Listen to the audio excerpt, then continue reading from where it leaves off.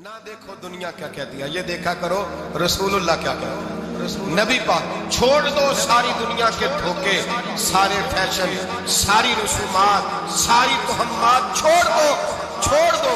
नबी पाक की गुलामी इज्जत, हुजूर की गुलामी, यार बंदा बिल्कुल बेअमल हो ना, बिल्कुल तो मेरी तरह दाढ़ी रख के पगड़ी बांध के बस पे भी चढ़ जाए तो कई लोग सीटें खाली कर कहते हैं बुजुर्गों यहाँ आ जाए, हजरत जी यहाँ आ जाए। तो फिर इज्जत किस चीज की हुई? सुन्नत मुस्तफा की हुई ना, फिर इज्जत नबी पाक की सुन्नत की हुई ना, वकार की हुई ना।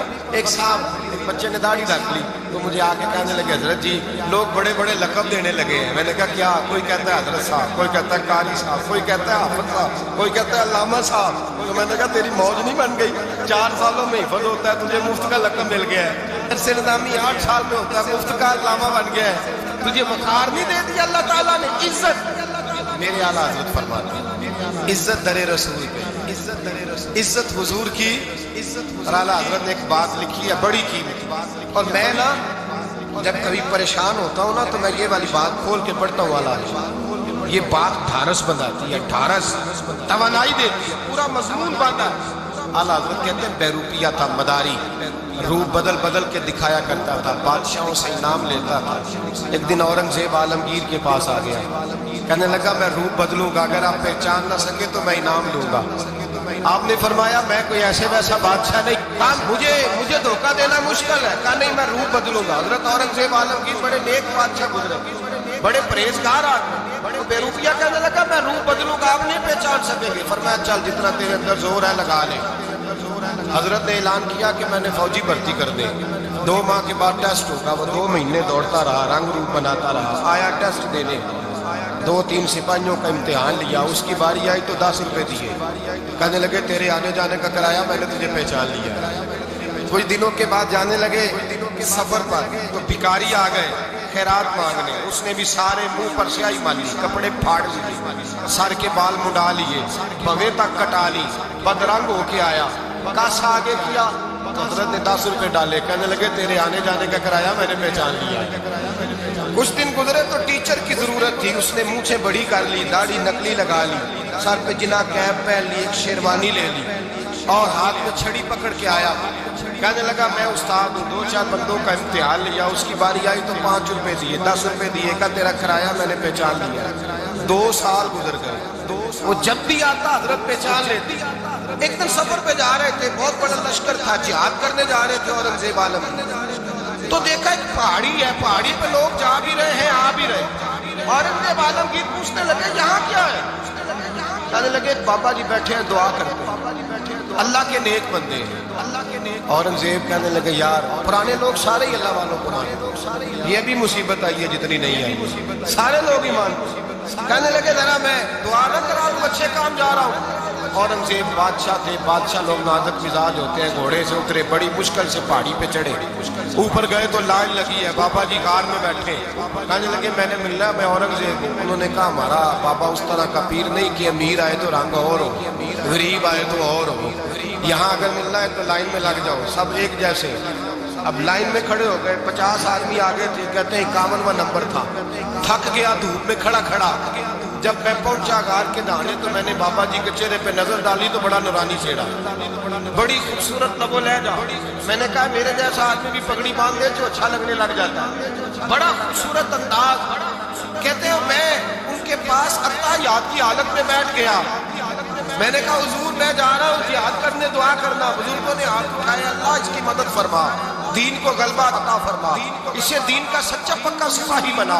फिर थपकी दी, 2-4 तस्वीरें भी कर डाली, देखना जुल्म न करना, ज्यादती न करना, जब तुम जीत कर न करना, गुरूर न करना, नसीहतें भी कर दी।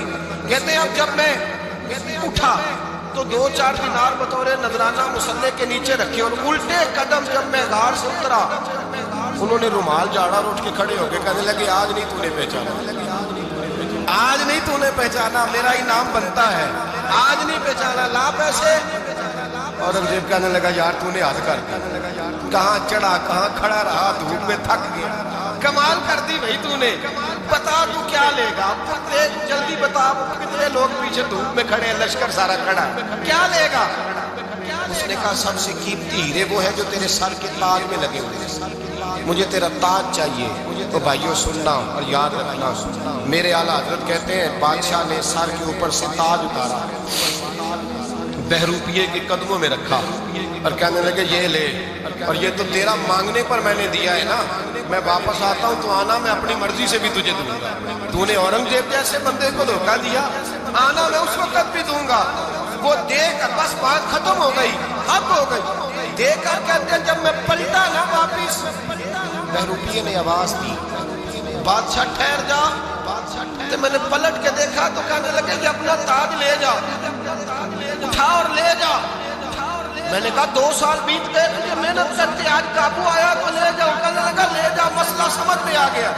میں نے کہا مجھے بھی تو سمجھانا۔ کہتے ہیں وہ پھوٹ پھوٹ کے رویا، اس کی آنکھیں برس پڑی، سیلاب کی طرح آنسو بہ نکلے، تڑپا اور رو کے کہنے لگا بادشاہ میں نے جھوٹ موٹ رسول اللہ کی غلامی اختیار کی تھی، جھوٹ موٹ کی داڑھی، جھوٹ موٹ کی پگڑی، جھوٹ موٹ کا فقر، میں نے جھوٹ موٹ نبی پاک کا لباس پہنا ہے، تو تیرے جیسے بادشاہوں کے تاج میرے قدموں میں آ گئے ہیں۔ اگر میں سچ مچ رسول اللہ کا غلام بنوں گا تو اللہ کیا کچھ عطا فرمائے گا، اللہ کتنی نعمتوں سے نوازے گا۔ میرے اعلیٰ کیا فرماتے ہیں؟ اعلیٰ حضرت فرماتے ہیں فرشتے بھی کرتے ہیں تعظیم میں۔ کون جی؟ اللہ ایسا عقیدہ بھی کم ملے گا جو بریلی کے امام کا عقیدہ ہے، ایسا بھی کم۔ کہتے ہیں فرشتے بھی کرتے ہیں تعظیم میری، کیوں؟ فرمانے لگے فدا ہو کے ان پر یہ عزت ملی، فدا ہو کے ان پر یہ۔ حضرت سلمان فارسی گورنر تھے، کھانا کھا رہے تھے، دسترخوان بچھا تھا، رسول پاک صلی اللہ علیہ وسلم کا فرمان ہے روٹی کا لقمہ دسترخوان پہ گرے اٹھا کے کھا لو، اللہ تمہاری بخشش فرما دے گا۔ دسترخوان صاف ہوتا ہے، روٹی، بڑے گورنر تھے آپ، بڑے بڑے سفیر بیٹھے تھے، وزیر بیٹھے تھے، روٹی کا لقمہ گر گیا۔ آج تو لوگ فیشن میں عزت ڈھونڈتے ہیں نا، وقار ڈھونڈتے ہیں کہ میں جدید دنیا کے ساتھ مل جاؤں، میں معاذ اللہ لڑکی لڑکے اکٹھے بٹھا کے منگنی کروں تو میں ماڈرن شمار ہو جاؤں، میں بڑے بڑے ڈھول بجاؤں تو ماڈرن بنوں گا، میں اگر مہندی پہ سارے تماشے کر ڈالوں تو میں ماڈرن ہوں۔ دیکھو عزت کس بات میں۔ حضرت سلمان فارسی روٹی کھا رہے تھے، سفیر وزیر نہ جانے بڑے بڑے لوگ بیٹھے تھے، کھانا کھاتے کھاتے لقمہ گرا دسترخوان پہ، حضرت سلمان فارسی نے سمیٹا، منہ میں رکھا، پھر انگلی مار کے دسترخوان صاف کیا۔ ایک صحابی کان میں کہنے لگے سلمان کیا کر رہے ہو؟ کیا کر، آپ گورنر ہے، سوچئے تو صحیح، یہ لوگ کیا کہیں گے دنیا دار کے مسلمانوں کو روٹی نہیں ملتی، اٹھا اٹھا کے کھا رہے ہیں۔ کان میں بات کی، کان میں۔ حضرت سلمان فارسی کان میں جواب دے سکتے تھے، کہہ سکتے تھے نہیں ایسے ہی کرنا ہے، انہوں نے کان میں بات کی، لیکن جناب سلمان فارسی اعلیٰ اعلان بولے، کہنے لگے ان 4 5 6 دنیا داروں کے لیے میں اپنے نبی کا طریقہ چھوڑ دوں، اپنے رسول کی سنت چھوڑ دوں؟ یہ 4 5 دنیا دار دنیا کی طرف دیکھ کے میں مصطفیٰ سے منہ موڑ لوں؟ پھر جوش جذبات میں سر سے پگڑی اتار دی، رونے لگے۔